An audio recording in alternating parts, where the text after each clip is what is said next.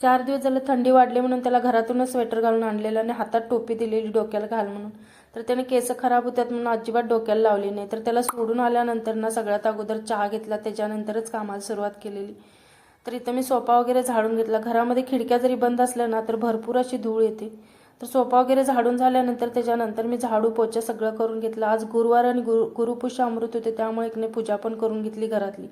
त्याच्यानंतर इथं माझ्या आवडीचा नाश्ता बनवलेला आहे. तर नाश्ता वगैरे झाल्यानंतर संध्याकाळच्या वेळेला ना स्वामींच्या मंदिरमध्ये जायचं होतं. तर इथं प्रसादासाठी जिलेबी घ्यायला आलेली. तर प्रसाद वगैरे घेऊन झाल्यानंतर आम्ही मंदिरमध्ये गेलो. 7:30 वाजता आरती होते, तर आम्ही एक अगोदरच पोचलेलो. तर दर्शन वगैरे घेतल्यानंतर ना परत आरतीला सुरुवात झाली. तर आरती वगैरे झाल्यानंतर ना भरपूर अशी गर्दी होते इथं.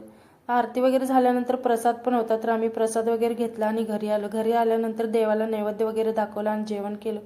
तर तुम्हाला कसा वाटला माझा छोटासा मिनी ब्लॉग? आवडला असेल तर लाईक, शेअर आणि चॅनलला सबस्क्राईब करा.